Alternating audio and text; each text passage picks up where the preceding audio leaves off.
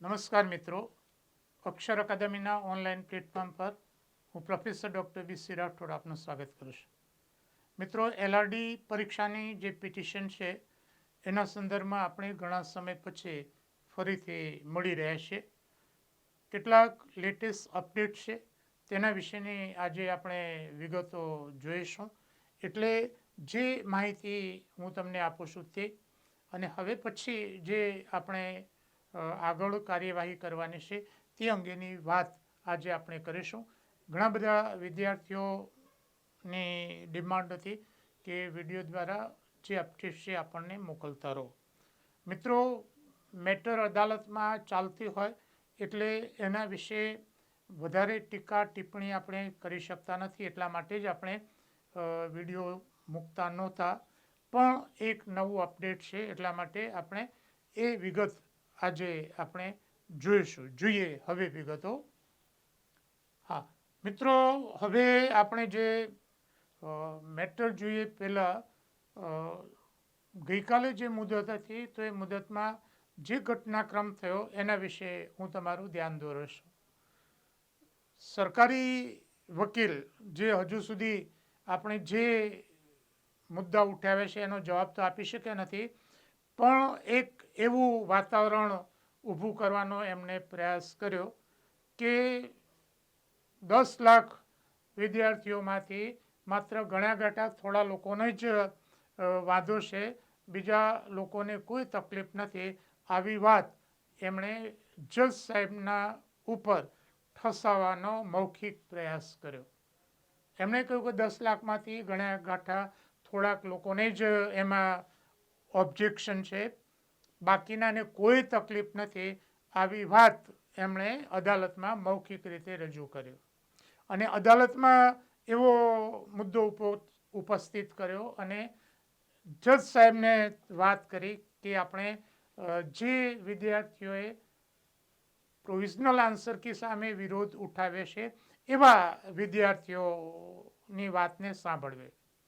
એટલે સવારનો આખો જે ઘટનાક્રમ હતો એ ઘટનાક્રમમાં આખો અભિગમ એક જુદો જ હતો કે મોટાભાગનાને આમાં કોઈ અન્યાય થયો નથી. આવી વાત એ પોતે પ્રસ્થાપિત કરવા માગતા હતા અને એમનો એવો ઈરાદો હતો કે આજને આજ આ જે કેસ છે એનો નિવેડો આવી જાય. પરંતુ વાત ત્યાં રજૂ કરવામાં આવી કે વિદ્યાર્થીઓને અન્યાય થયો છે અને એમણે રજૂઆત કરી છે. એટલે 3 વાગે ફરીથી એનું હિયરિંગ રાખવામાં આવ્યું અને ત્યાં જજ સાહેબને બતાવવામાં આવ્યું કે આ જે વિદ્યાર્થીઓ છે એમને પ્રોવિઝનલ આન્સર કી એમણે સામે વાંધો ઉઠાવ્યો છે, એના પ્રૂફ પણ આપવામાં આવ્યા. ત્યારે પછી સરકારી વકીલનો જે અભિગમ છે થોડોક બદલ્યો. હા, થોડાકને અન્યાય થયો છે એવી વાત એમણે ત્યાં કરી. અદાલતે એવી વાત પણ કરી કે આ જે ચુકાદો આવે અને જે વિદ્યાર્થીઓએ પ્રોવિઝનલ આન્સર કી સામે ઓબ્જેક્શન ઉઠાવ્યું છે એની વાત સાંભળવામાં આવશે અને એનો જો પોઝિટિવ ચુકાદો આવે તો એમની જગ્યાઓ તમારે ખાલી રાખવાની રહેશે. આવી વાત પણ અદાલતમાં કરવામાં આવી. એટલે એક પ્રકારે જોઈએ તો વિદ્યાર્થીની જે વાત છે એ પોઝિટિવ થઈ. સરકારી વકીલ હજુ એમનો જવાબ રજૂ કરી શક્યા નથી, એ વસ્તુ છે.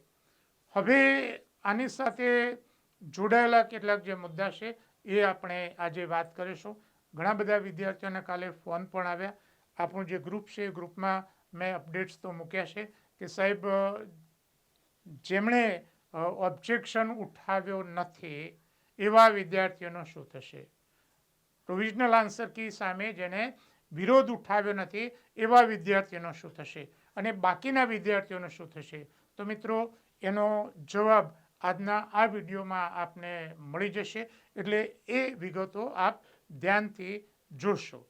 એ વિગતો જોઈએ એ પહેલાં આપણે કોઈનો પણ વિરોધ કરતા નથી. હા, અન્યાયનો આપણો વિરોધ છે અને એની સામે આપણે લડીશું, છેક સુધી લડીશું. વિદ્યાર્થીઓને ન્યાય મળે ત્યાં સુધી લડીશું. જેનું સિલેક્શન થયું છે એમને મુબારકબાદી, પણ આપણે એમનો વિરોધ કરતા નથી.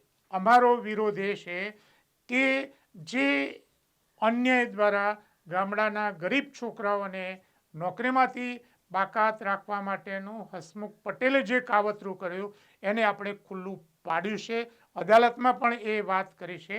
એટલે આપણો મુદ્દો આટલો જ છે કે જેને અન્યાય થયો છે એને ન્યાય મળવો જોઈએ. રાઈટ, આ વસ્તુ છે. બીજી સ્પષ્ટતા કરી દઉં કે મેં કોન્સ્ટેબલના ક્લાસ કર્યા નહોતા, એટલે આમાં મારો કોઈ પણ એક મારી એકેડેમીનો વિદ્યાર્થી નથી. કેટલાક જે દુષ્પ્રચાર કરે છે કે એમના વિદ્યાર્થીઓ નાપાસ થયા છે, તે મારો એક પણ વિદ્યાર્થી આમાં એને કોઈ લેવા દેવા નથી. જોઈએ વિગતો. હવે એમણે આખો એક માહોલ ઊભો કર્યો કે 10 લાખમાંથી માત્ર થોડાકના જ વાંધો છે, બાકીનાને કોઈ તકલીફ નથી. પહેલું જુઠ્ઠાણું તો એમણે એ કહ્યું કે 10 લાખ. એકચ્યુઅલી પરીક્ષામાં 2,37,000 જેટલા જ વિદ્યાર્થીઓ બેઠા છે. 2,37,000 જેટલા જ વિદ્યાર્થીઓ બેઠા છે અને એમાંથી 32,000ને એમણે પાસ થયેલા જાહેર કર્યા છે. એટલે 10 લાખનો આંકડો એ ખોટો છે. રાઈટ, એટલે આ વસ્તુ છે. જેમણે પ્રોવિઝનલ આન્સર કી સામે વાદાજી કરી છે તેમની વાત જ સાંભળવામાં આવશે. એક આ વાત કરી. એમનો મુદ્દો એવો છે કે આમાં સંખ્યા ઘટાડી દેવાની. બીજી, જેટલા પ્રશ્નો અંગે વાંધો ઉઠાવ્યો છે તેટલા પ્રશ્નોનો જ વિચાર કરવામાં આવશે. એટલે કે તમે પ્રોવિઝનલ આન્સર કીમાં 4 પ્રશ્નો વિશે વાત કરવામાં આવી છે તો તમારા 4 પ્રશ્નોની જ વાત સાંભળવામાં આવશે. કોઈએ 10 પ્રશ્નોની વાત કરી છે તો એના 10 પ્રશ્નોની વાત સાંભળવામાં આવશે. આ બીજી વાત એમણે ત્યાં કરી. એટલે આ વસ્તુ છે. ત્રીજી બાબત એ છે કે હજુ સુધી સરકારી વકીલ આપણી જે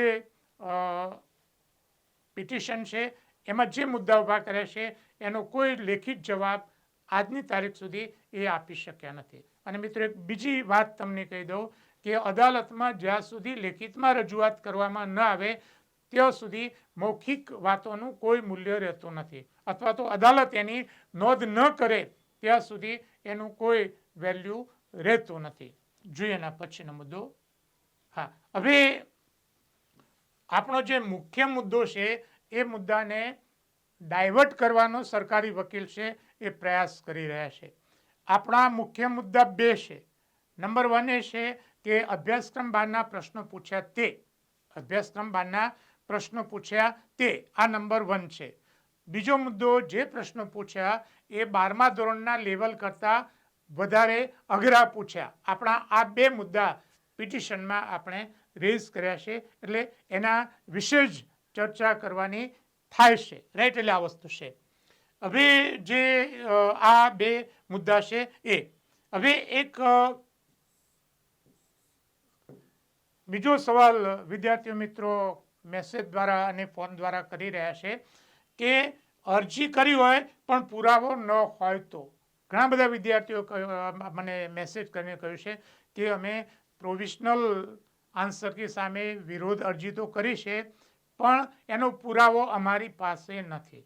અને જે પોલીસ ભરતી બોર્ડનો જે વિન્ડો છે એ અત્યારે ઓપન થતો નથી. મિત્રો, એમના મેલાફાઈડ ઇન્ટેન્શન છે. એટલે એમણે અભ્યાસક્રમની જે વિગત હતી કે કોમ્પ્રિહેન્શન એટલે ગુજરાતીના ફકરામાંથી પ્રશ્નોના જવાબ આપવાના, એ અભ્યાસક્રમની વિગત પણ એમણે વેબસાઇટ ઉપરથી હટાવી દીધી છે. એટલે આ જે વિન્ડો છે એ વિન્ડો અત્યારે બંધ છે. એટલે એવા ઘણા બધા વિદ્યાર્થીઓ છે કે જેમણે અરજી કરી હોય, વાધા અરજી, પણ પ્રૂફ ન લીધું હોય એવા વિદ્યાર્થીઓ છે. તો એવા વિદ્યાર્થીઓને એવી સલાહ છે કે તમે એક લેખિત અરજી, 2 કોપીમાં લેખિત અરજી તમે પોલીસ ભરતી બોર્ડના ચેરમેનને ત્યાં ઉદ્દેશીને આપો.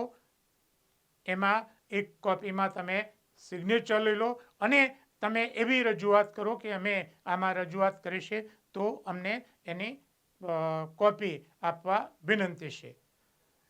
આપણને સંદેશ છે કે એ જવાબ નહીં આપે પણ તમે આ જે છે એ વિગત તમે ત્યાં રજૂ કરો, કારણ કે એ જરૂરી છે. તમે જો રજૂઆત કરી છે અને ન આપે, બીજો રસ્તો એ છે કે તમે RTI દ્વારા પણ તમે વિગત છે માગી શકો કે 3 પેજની જે વિગત છે એનો અમને મોકલી આપવા વિનંતી છે. તો 30 દિવસમાં એ જવાબ આપવા બંધાયેલા છે.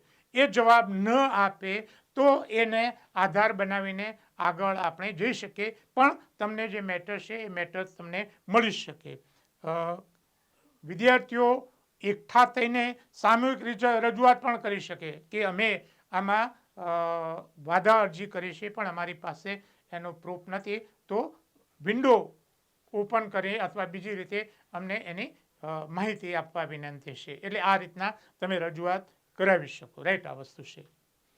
હા, એના પછીનો મુદ્દો જોઈએ. હવે જે અદાલતમાં અભ્યાસક્રમ 12ના જે પ્રશ્નો અંગે જુદી જુદી હાઈકોર્ટોમાં રીટ થઈ છે, સુપ્રીમ કોર્ટ સુધી પણ મામલો પહોંચ્યો છે. તો આવી બાબતોમાં સુપ્રીમ કોર્ટે કેટલીક જે ગાઈડલાઈન નક્કી કરી છે એના વિશે હું તમને ધ્યાન દોરું છું. તો પહેલી ગાઈડલાઈન એ છે the question must confirm to the syllabus, કે જે પ્રશ્નો પરીક્ષામાં પૂછ્યા છે એ પ્રશ્નો પ્રિસ્ક્રાઇબ અભ્યાસક્રમ, નિયત કરેલ અભ્યાસક્રમ મુજબના હોવા જોઈએ. આ પહેલો મુદ્દો છે. અભ્યાસક્રમ નક્કી કર્યો છે તો અભ્યાસક્રમ મુજબના જ હોવા જોઈએ. આ એક ગાઈડલાઈન છે. અને જો અભ્યાસક્રમ મુજબના ના હોય તો અભ્યાસક્રમ મુજબના ના હોય તો શું કરવું એ અંગે પણ જુદી જુદી અદાલતોએ જે એમના ચુકાદામાં ગાઈડલાઈન આપી છે તે એ છે કે અસર કરતા તમામને ગ્રેસ માર્ક્સ આપવા. અસર કરતા તમામને ગ્રેસ માર્ક્સ આપવા. જેને જેને આ બાબતની અસર થશે એવા તમામને ગ્રેસ માર્ક્સ આપવા. રાઈટ, આવી ગાઈડલાઈન છે. એવું નહીં કે જેને પ્રોવિઝનલ આન્સર કી વિરોધ ઉઠાવ્યો છે એને જ લાભ આપવો. તમામને લાભ આપવા જો અભ્યાસક્રમ બહારનો હોય તો. એટલે કે આ મુદ્દો છે. બીજી ગાઈડલાઈન એ છે કે એવા જે પ્રશ્નો છે એને ગણતરીમાંથી જ રદ કરી દેવા. અભ્યાસક્રમ બહારનું હોય કે ખોટા પ્રશ્નો હોય, ખોટા પ્રશ્નની આપણે વાત નથી કરતા, પણ જો અભ્યાસક્રમ બહારનું હોય તો એવા પ્રશ્નોને ફાઇનલ મેરિટમાંથી જ રદ કરી દેવા. જે પ્રશ્નો છે એને મેરિટમાંથી રદ કરી દેવા. અને ત્રીજો મુદ્દો એ છે કે સુધારેલ આન્સર કી, કે આ જે ફેરફાર થાય એ આન્સર કી સાથે બધો પેપર છે એ ફરીથી ચેક કરવા. બધું નવેસરથી મેરિટ છે એ તૈયાર કરવું પડે. જો પ્રશ્નો અભ્યાસક્રમ બહારના છે એવું પુરવાર થાય તો આ જે 3 બાબતો છે એ બાબતો પ્રમાણે વર્તવું પડે. રાઈટ, આ મુદ્દો છે. અગાઉ જુદી જુદી હાઈકોર્ટમાં આપેલા જે ચુકાદા છે અને સુપ્રીમ કોર્ટે પણ જુદા જુદા ચુકાદાઓમાં જે ઓબ્ઝર્વેશન કર્યા છે આ 3 ઓબ્ઝર્વેશન છે. આમ તો પહેલું ચોથું ઓબ્ઝર્વેશન છે કે પ્રશ્નો અભ્યાસક્રમ મુજબના હોવા જોઈએ, અને અભ્યાસક્રમ મુજબના ન હોય તો આ ગાઈડલાઈન છે, આ પ્રમાણે એને અનુસરવું. રાઈટ, એટલે આ વસ્તુ છે તમે ધ્યાનમાં રાખો. અહીંયા મિત્રો લખ્યું છે કે તમામને ગ્રેસ માર્ક્સ આપવા. એટલે જે ચુકાદો આવે વિદ્યાર્થીઓના ફેવરમાં તો એનો લાભ અસર કરતા તમામને મળે. રાઈટ, હા, એ માટે તમારે આગળ કાર્યવાહી રજૂઆત એ કરવી પડે. એટલે આ વસ્તુ છે તમારે ધ્યાનમાં રાખવાનું છે. એના પછીનો મુદ્દો જોઈએ. હા, હવે મેં એક અગાઉ પણ મૂક્યું હતું કે કમલદેવ વર્મા વિરુદ્ધ Himachal Pradesh university case number CWP 5567/2014નો જે કેસ છે એનો ચુકાદો 14/5/2015ના રોજ આવ્યો છે. અને એમાં આવો ચુકાદો આપ્યો છે કે અભ્યાસક્રમ બહારના પ્રશ્નો હોય તો અસર કરતા વિદ્યાર્થીઓને, તમામ વિદ્યાર્થીઓને એના ગ્રેસ માર્ક્સ છે એ આપી દેવા પડે. આપણે 10 પ્રશ્નો લખ્યા છે તો 10 માર્ક્સ એ તમામ વિદ્યાર્થીઓને આપી દેવા પડે. એ આ ચુકાદા અંગે પરથી આપણે કહી શકીએ. રાઈટ, આ વસ્તુ છે. હવે થોડીક વિશેષ નોંધ છે એ સંદર્ભમાં તમે ધ્યાનમાં રાખો કે પ્રશ્નો ખોટા હોય તો તમામને લાભ મળે. પ્રશ્નો ખોટા હોય તો તમામને લાભ મળે તેવા જીપીએસસીના કેસોમાં ચુકાદો આવેલા છે. જે વિદ્યાર્થીઓ જીપીએસસીમાં ગયા હોય અને પ્રશ્ન ખોટો હોય તો એને કાં તો રદ કર્યો હોય અથવા એનો ગ્રેસ માર્ક્સ આપ્યો હોય એવા ચુકાદા જીપીએસસીના કેસમાં ગુજરાતમાં જ આવેલા છે, રાઈટ. એટલે એવું નથી કે જેણે અરજી કરી હોય તેને જ લાભ મળે, આવા ચુકાદા આવેલા છે. જો પ્રશ્ન ખોટો હોય તો તમામને માર્ક્સ મળે, અભ્યાસક્રમ બહારના હોય તો પણ માર્ક્સ મળે, આવા ચુકાદા જીપીએસસીમાં પણ આવેલા છે. બીજું, ધોરણ 12ની પરીક્ષામાં પછી જીસેટ નીટની પરીક્ષામાં પણ જો અભ્યાસક્રમ બહારના પ્રશ્નો હોય તો તમામને ગુણ આપવામાં આવે છે. તમને બધાને ખબર છે, જ્યારે એવી પરીક્ષા હોય અને ત્યારે જ્યારે મુદ્દો આવે છે ત્યારે છાપામાં આવે છે કે અભ્યાસક્રમના 4 પ્રશ્નોની તમામને લાણી, એટલે કે એ તમામને એ લાભ થાય, રાઈટ. એટલે આ વસ્તુ છે એ તમે ધ્યાનમાં રાખો, કારણ કે અદાલતો એના પ્રસ્થાપિત ચુકાદામાં આ વાત છે એ અગાઉ કરેલી જ છે, રાઈટ. એટલે એ તમારે ધ્યાનમાં રાખવાનું છે. અભ્યાસક્રમ બહારના હોય તો જે 3-4 મુદ્દા આપણે કયા એ ગાઈડલાઈન પ્રમાણે ચાલવું પડે, એટલે આ વસ્તુ છે ધ્યાનમાં રાખવાનું છે. બીજો મુદ્દો એ છે કે કેટલાક વિદ્યાર્થીઓ એવું માને છે કે ડીબી થઈ ગયું એટલે પૂર્ણ વિરામ. એવું નથી. ડીબી થઈ ગયા પછી પણ ફેરફાર થાય અને અદાલતે મૌખિક એમને કહ્યું જ છે કે આ જે વિદ્યાર્થીઓ આવે એમને ચુકાદો એમની ફેવરમાં આવે તો તમારે સમાવવા પડશે. એટલે ડીબી એ ફાઇનલ જજમેન્ટ નથી, મિત્રો સમજી લો. એવા ઘણા બધા આપણે દાખલા જોઈએ છે કે ખોટી રીતે ચૂંટાઈ ગયેલ વ્યક્તિને પાછળથી જો સાબિત થાય તો એની ચૂંટણી રદ કરીને એને દૂર કરવાના કેસીસ પણ આપણે જોયા છે. એટલે ડીબી થઈ ગયું એટલે પૂર્ણ વિરામ નથી, આ વસ્તુ છે એ સમજી લો. એટલે આ વસ્તુ છે ધ્યાનમાં રાખવાનું છે. હવે પછી આપણે શું કરવાનું છે એની વાત કરીએ. હા, હવે મિત્રો જે મુદ્દો આપણે એક મિનિટ આપણે અગાઉનું, હા, હવે આપણે જે વાત કરવાની છે એ વસ્તુ છે એ તમે સમજી લો. મુદ્દો શું કરવાનું છે, જે કામ તમારે કરવાનું છે એ આપણે જોવાનું છે. હાલ એવો મુદ્દો રેઝ કરવામાં આવે છે કે થોડાકને જ આ બાબતનો વાંધો છે, બીજાને કોઈ વાંધો નથી. તો આપણે જે વિદ્યાર્થીઓએ વાંધા અરજી કરીશ,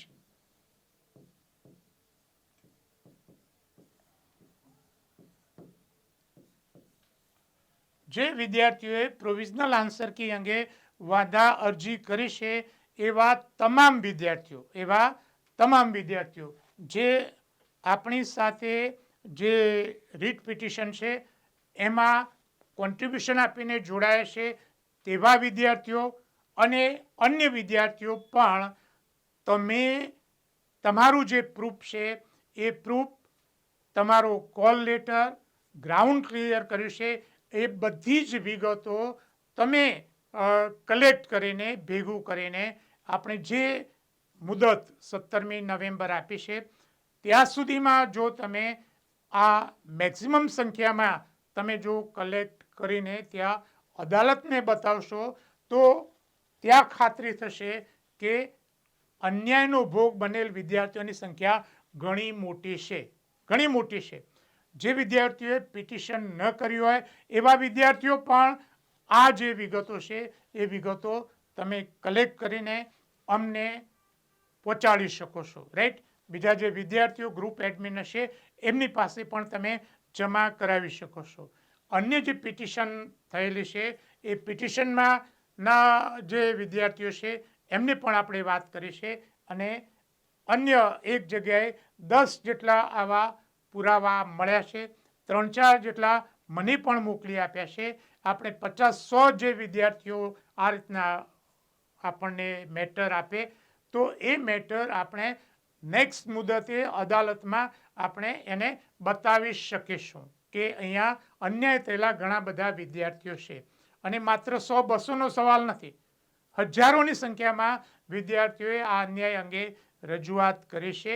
એટલે એ રજૂઆત આપણે ત્યાં એમને બતાવીશું અને આ જે 17 તારીખે શી પરિસ્થિતિ નિર્માણ થશે તે અંગે આપણે માહિતી લઈને એ જે વિદ્યાર્થીઓની બધી વિગત છે અને વિદ્યાર્થીઓની તરફેણમાં ચુકાદો આવે તેવા બધા જ વિદ્યાર્થીઓની ફરીથી પિટિશન કરવી હોય તો કરી શકાય.